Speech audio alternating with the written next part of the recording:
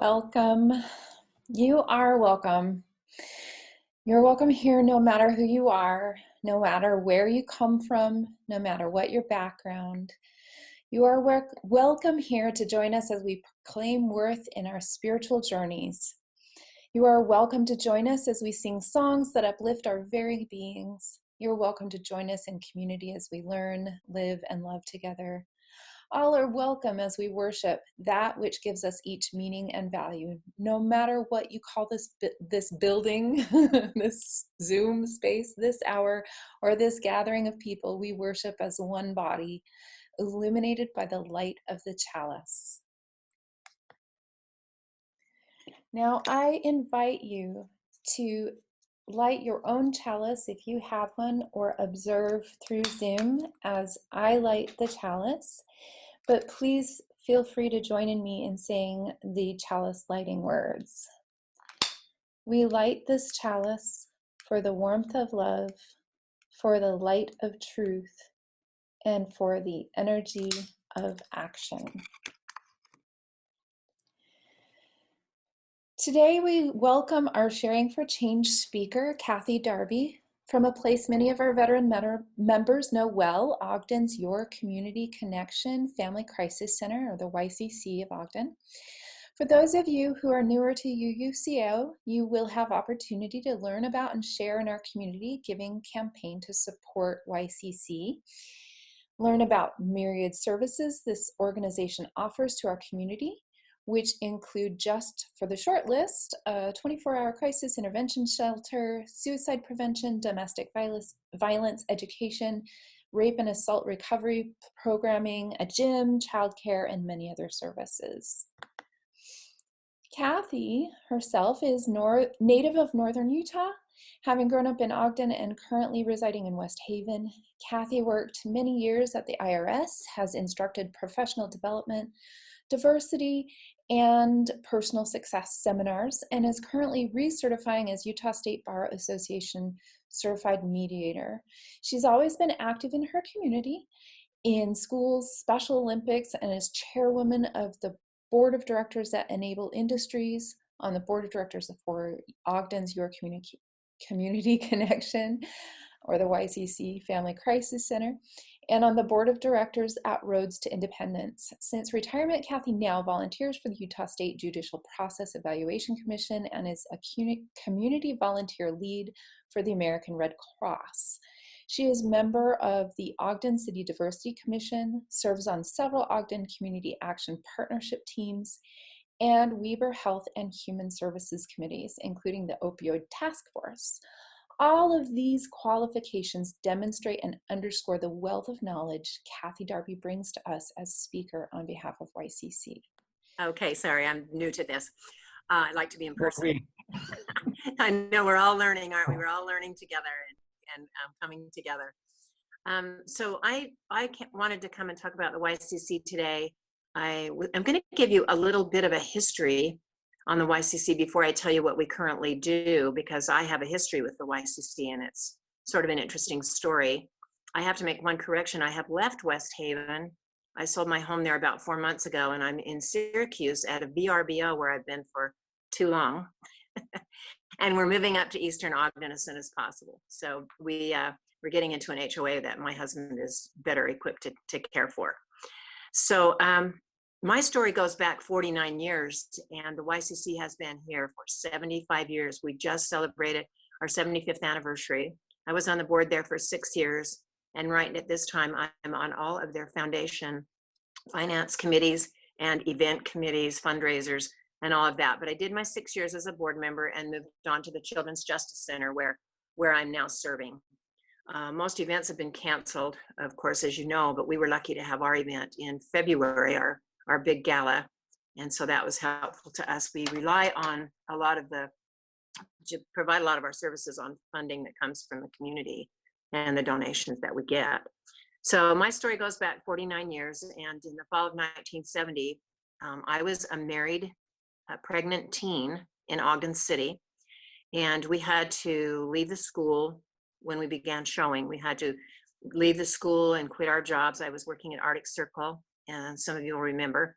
And we sort of were pushed down to a building in inner city Ogden. All the girls went there, all of us that were going to have babies, whether we were married or not.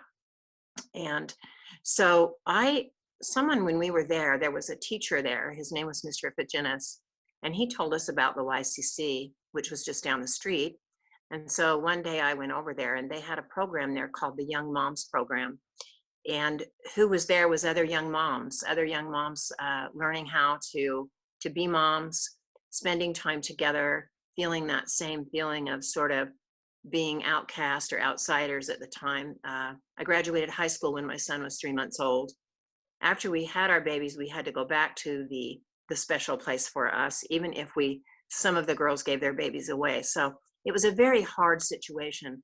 So the YCC was a place for me where I could go and be with a group of young women like myself and learn a lot of information about how to be a mother, a young mother, where I could get WIC, all the programs, the Health and Human Services programs where I got free medical care. And they also connected me to a government housing program. And my husband and I actually bought a house in 1972 on a loan where the federal government paid part of our house payment until we were able to take the whole thing on ourselves. So they literally, they saved us. They saved me. They they helped us get along in a world that was a little bit difficult for us at the time. So we were 17 and we had a lot to learn. So my son is 49 years old and he's absolutely fabulous. So that's the good part of that story. And also the fact that the YCC was there for me. At that time, they had limited programs and they were mainly for women. And now, of course, as you see on the list here, we have so many now that I have to look at the list myself because there's so many. But we do have our Domestic Violence Victim Assistance Center, which is 24 hours, and it's still open today. The doors are closed, I believe, but we are still assisting and answering. There's someone there. We have 9 shelter managers and all still on site. They're taking precaution as well, but no one's getting turned away as usual. Not only do we take them in when they come to us with nothing, oftentimes just the clothes on their backs, they've left home, going to the grocery store or whatever story they've told to get there and bring their children or come alone. We have resources there to clothe them and feed them and house them until they get help. We have victims advocates. These are VOCA advocates paid for by the federal government. And those advocates take them from initial horror, when they first arrive, if it's medical care, it's whatever they need, they are there for them. They stay with them and help them through that. And then they also hold their hand throughout the process. We do the lap assessments there if they haven't been done by police or other agencies. We get them what they need from that. We tell them if they need restraining orders, what is the best plan for them. We get the restraining order. We work with the courts. We stay the whole way. We help them with police interviews. Whatever we need to do, we are there for women and men who have been victims of domestic violence and children as well. So everyone has their individual case manager, and they also get a lot of education about domestic violence assistance. So we have some things that support that is we have bilingual classes. We have Spanish, we have English. There's different times for those. We sort of fit whatever the needs may be for those folks. We have rape and sexual assault recovery program, which is the same situation. They'll come to us and they've been sexually assaulted or someone has tried to rape them or whatever that problem may be, and we do the very same thing. We jump right in. We ask them what they need, what we can do, how we can help them. And so that is our second service. That is a separate shelter as well. Help is available. The National Sexual Assault Hotline offers free and confidential support whenever you need it. Picked up something from that, I'm sorry, which is kind of nice though. We also have medical services. We refer them to the Midtown Clinic across the street, and we take care of them there as much as we can, as best as we can. If we need hospitalization or whatever, they go there.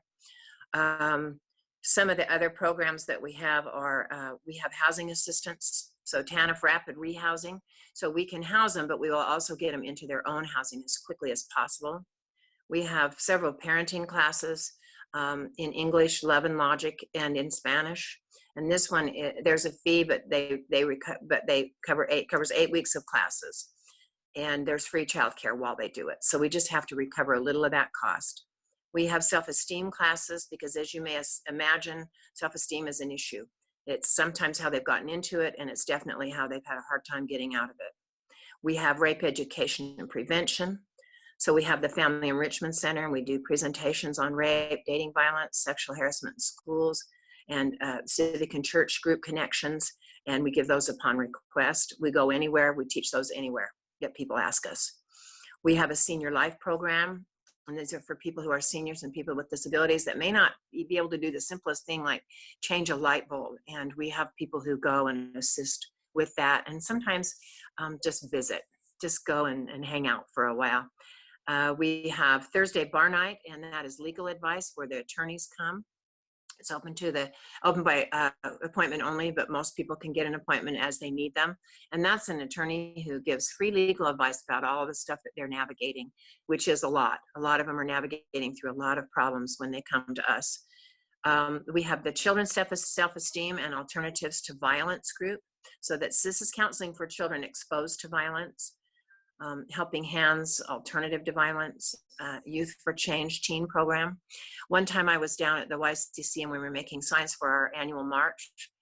And there was a bunch of children in the room, ages of my grandchildren. And their instructor left for a few minutes, Brent, he runs our child programs. And I started helping the children make signs, and I started getting things out of boxes and giving them things to color and draw with and so on. And some of these children aren't allowed like a pair of scissors or stylus or various things. And he came in and he's like, no, I have to manage that. You know, I didn't even understand myself what goes on there. I haven't been in touch with that specific program. So I didn't realize how intense and how much work they go to keep all those children safe and keep them learning. We have a child care center and Head Start, and you can see all the ages. We take the children, I think you guys have this handout, but we take them from 6 weeks to 12 years. Margaret Sanchez runs that child care center, and that woman is the sweetest. She just puts herself out there every day to help families. The Open Gym is just a place, like an after school program where kids can go, and there's people there to help them play gym and play appropriately with others in the gym. We also have structured things there at nights too. Sometimes there'll be a basketball game or whatever. And then there's just information there at the bottom of our handout about the thrift store and our donations and how we can accept them. And I really appreciate that you have called me to come and talk about this, because as I said earlier, we do rely on donation. We get some grants, we get some federal assistance, and very, very, very little state assistance. Last year, the YCC in Ogden only got $100,000 from the state of Utah. There's 17 shelters, and we're the second largest, and they have some way of figuring out what that is. But we're a pretty wealthy state, and domestic violence is the highest cause of death. In the first 6.5 weeks of this year, 9 people died. So that was shocking. That was shocking. So we appreciate anything that you can do for us. And then I'll take any questions that anyone has. Thank you, Kathy. Yes, we can open it for questions now if anyone has questions. Hi. What's the average time that a woman or a family is sheltered at the YCC? I'm not sure the specific average, but our goal is to get them out safely ASAP, get them back into the world, but they never leave until they're ready, until they've closed all those loopholes that can create problems for them. It's really variable. It probably changes every year. There aren't long-term, it's not really a long-term scenario. We protect them as best we can for as long as we can, and then there's a point where we use the rapid rehousing, or they find a safer place, a place with their families. Some of them leave the state. There's a lot of variables, but we don't put them out until they're ready to go. Okay, And as a policy, I've heard that the rent is assisted for, is it 1 month, 2 months, something to get them back on their feet? And if so, I'm a landlord, and how do I make a connection so you can refer renters to my apartments? It's rapid rehousing, and I would ask Weber Health and Human Services. That would be very nice of you to do that. I know we're always looking for places, and so yeah, Weber Health and Human Services is where they rapid rehouse them. But someone at YCC might also be able to tell you a bit like a direct connection, or how you can become involved in our specific program. And if you want to do that, you can call down there and ask to speak to Margaret Rose. She's our executive director, so that you can get, you'll be guided to the exact person that can answer those questions for you. But we work very closely with Weber Health and Human Services on their rapid rehousing program. That's their program. We just use it for our clients a lot. Julianne, did you have a question? Yeah, hi Kathy. How are you doing? Hello. Good. Back a few years ago, or more than a few years ago, YCC, wasn't that a YCC program where we housed people in our church while they were being relocated somewhere? Was that one of your programs? I think we've had to in the past. I know that we get hotels. I mean, because we do get overwhelmed. It's not always the best, so we do find them a place, and I think the churches have helped. I know the churches are helping right now with homelessness. They're letting people sleep. There's a lot of congregations. I go to a meeting, the Interfaith meeting. It's every quarter. I just went to one a couple weeks ago. I think they're on hold now, but the churches are doing that now. They're actually helping homeless people and just giving them a place to sleep at night. But as I recall, a few years back, it was something that we had to do for a while, was to ask our congregations in the community to help us, because we just couldn't find places. Sure. What can we do as a church community what do you need? What resources can we, besides money, how can we further your work? I just think knowing that you're there is really great. We would offer our classes to anyone. And your space may be needed. Your space may be needed for a lot of things shortly. I'm thinking that it would be very helpful. And I don't know if it would be as protected. Like, we have a lot of security systems, cameras and security systems, all except for right in the housing areas, in the privacy areas. We're all set up for security too, so that no one gets hurt if someone tries to come down and get inside or anything like that. So that we'd have to look at that. But again, that'd be a good question for Margaret. She might be able to tell you. She could have something she needs right now, actually, from some of you, that would be very helpful. She's wonderful. We lost Julie Smith. Julie Smith was our director for many years, and it was rough, really rough. But we found Margaret, and she was with the Moran Eye Center at the University of Utah, and she's wonderful. So she's been an attribute ever since she arrived, and she would have details, or she can guide you to the shelter managers or leadership team that would be able to answer that directly right now, currently what we need. Excellent. We always take food. We always need food, clothes, baby diapers, wipes. I mean, we'll take anything. We really will, because we keep a warehouse, a storehouse of things, and for community members and mostly our clients. This is Christy here. I was going to interject that I believe Julianne is talking about the Family Promise, and we are still conducting the Family Promise. Okay. So that's who I heard from. That's who I heard from in the interfaith meeting. Exactly. Oh, awesome. So you all are one of the churches already. Correct. Oh, awesome. Well, thank you for your service. I had no idea. And I think I know a lot about the community, because I'm with so many different groups, and I'm in those CAN meetings and all of that. But that was the first that I had heard about Family Promise, and it just was absolutely amazing to me that y'all just open your doors like that. So thank you so much for that service in the community. I'm living in Moab, so I didn't know if it was still going or not. Sorry, guys. Thanks for continuing to do it. Of course. Oh, yeah. Okay, so Kathy has shared with me a pamphlet, a handout that I can circulate to the community as well, with all of these resources listed. And of course, the website is available. We will continue this conversation after service if Kathy is able to stick around for a little while to answer additional questions. Thank you so much, Kathy, for being here to talk to us. Okay. And we will be moving forward with our conversation in just a moment regarding the sharing for change. Thank you. And I guess you can give them all my information if they have any interest in any of the other projects I'm involved in. You can give them my phone number. I don't have a current address right now. I have a post office box, but my phone number I take calls no matter what. So I'd love to hear from people if they have other questions for me. Okay, thank you so much. Thank you. Now I would like to share with you a hymn to enjoy for a moment in meditating on what we have heard.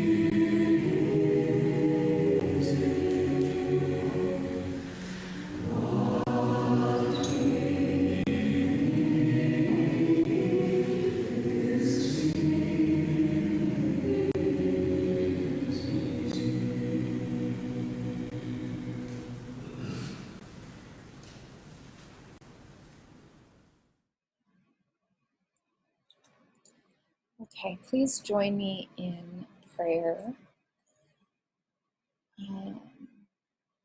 Just 5 days ago, we experienced the largest earthquake in 28 years in Utah. Just a week ago, most of the country entered social distancing to slow a pandemic. Things are changing. But just 2 days ago, the spring equinox passed, as it always does. The sun rises, the stars shine, the tides come and go. Today, let us allow attention to unchangeable things inspire us. Let incorruptible elements of the universe dull the cutting edge of change. Let the returning light bring us strength. Let the warming earth and daffodils remind us of renewal, even now. Remind us that our view of the world is as changeable as a story, as what we give our attention to, a narrative we choose. Let wisdom come from the concreteness of our material universe, expanding on without visible restraint. Let the universe, matter, and concrete existence serve as our anchor, knowing that we need no external governance to go on being who we really are for ourselves and for each other, a loving people of great resilience. Blessed be.